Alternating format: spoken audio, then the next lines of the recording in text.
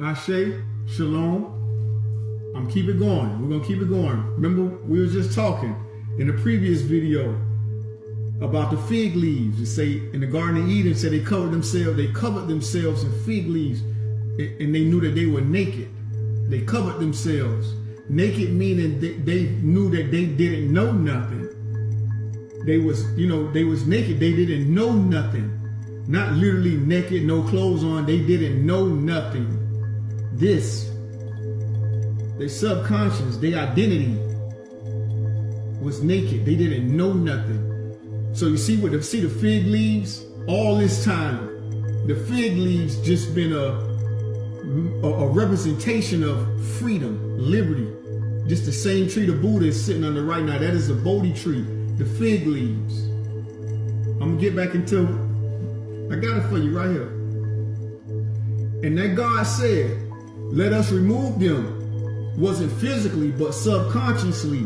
The essence was now blocked off, concealed within the magnetic field of the moon, the matrix of reality. See, the moon. See, that's what makes the moon inorganic, because of the magnetic field. When those fallen entities tidal lock the moon to Earth.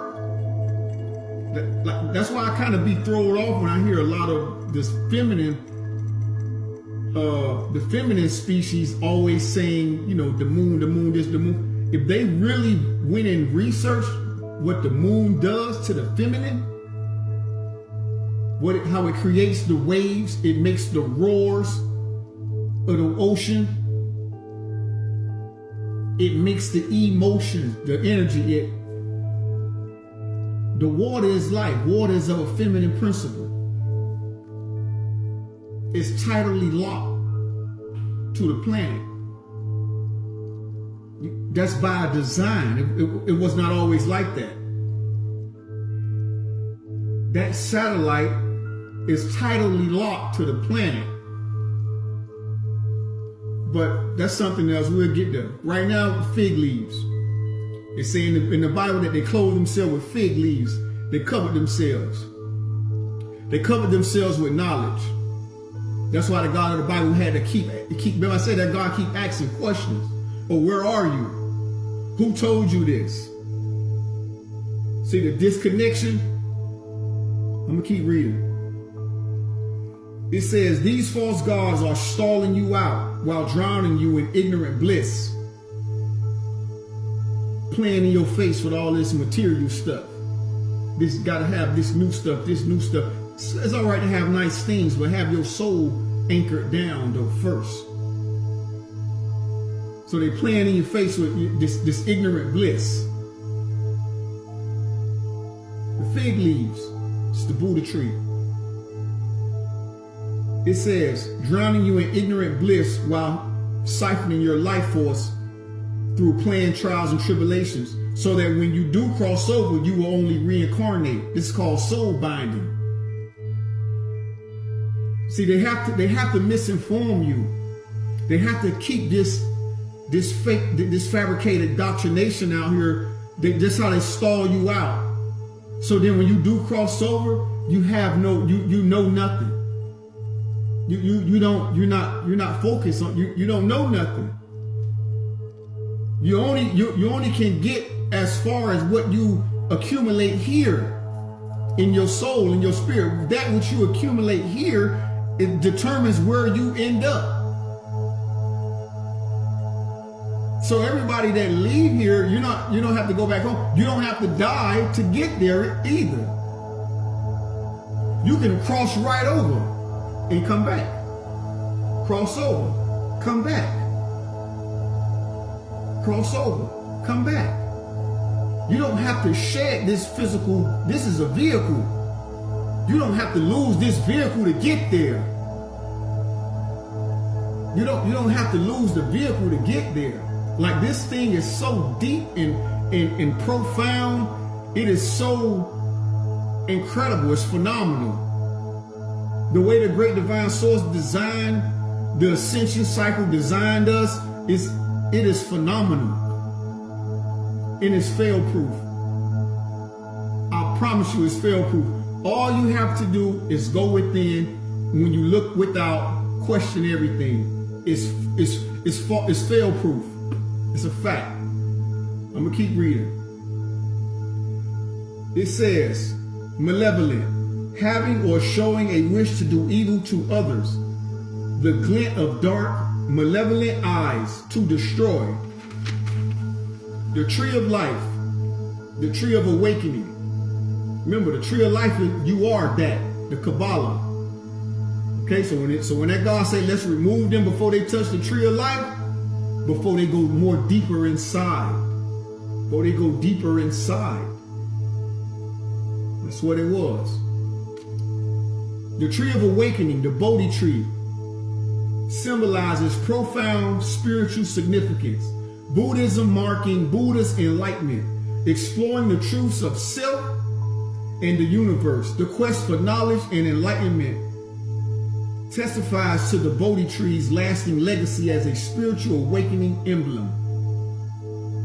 So you see that Adam and Eve story, which was a plagiarized knockoff of the Tammuz and Ishtar story from ancient Samaria.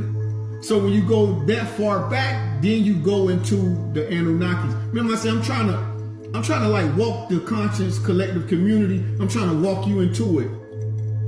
Because there's a lot of us out here, a lot of content creators.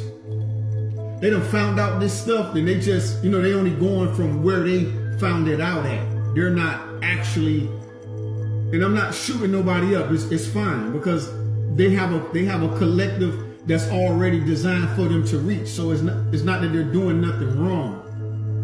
I'm just identifying an avenue that I felt compelled to come across.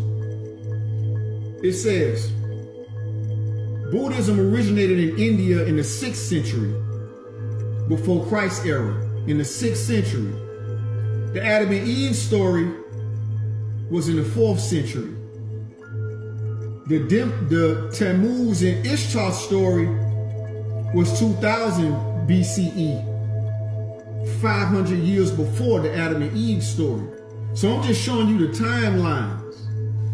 And remember, 90% of this is taking place in the unmanifested realm. When it becomes physical, that is the lowest. That is like the density. That's like the most solidest density. You get what I'm saying?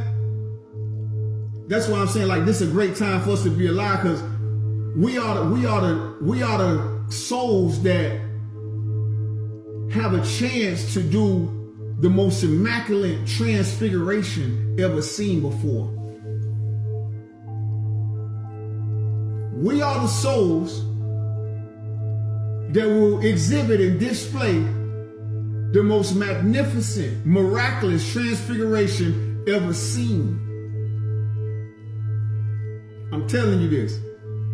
People claiming they Anunnakis, they just say, hey, I am a full expression of the divine source, that which gave the life to all that is living in existence. That primordial darkness. I'm gonna keep reading. So you see how the Adam and Eve story is a plagiarized story of Tammuz and Ishtar. Okay, remember the Tammuz and Ishtar, this is ancient Sumerian. These are Sumerian deities. So you see how it starts, see how the story, the Adam and Eve story, had more flesh content to it, like more physicality to it. But when you go back into where it derived from, it takes you back to the God essence, the God sense, because they are Sumerian deities. This is a god and a goddess. So I'm gonna keep reading. The Adam and Eve story is a fabricated replica of the story 5 years before, which is of Sumerian origin. This is why I say you gotta question everything. You can't just be taking what somebody give you, because you're responsible, for how far you go back and check. And if something is urging you to do it, why wouldn't you do it? I'll be right back. I'll shake.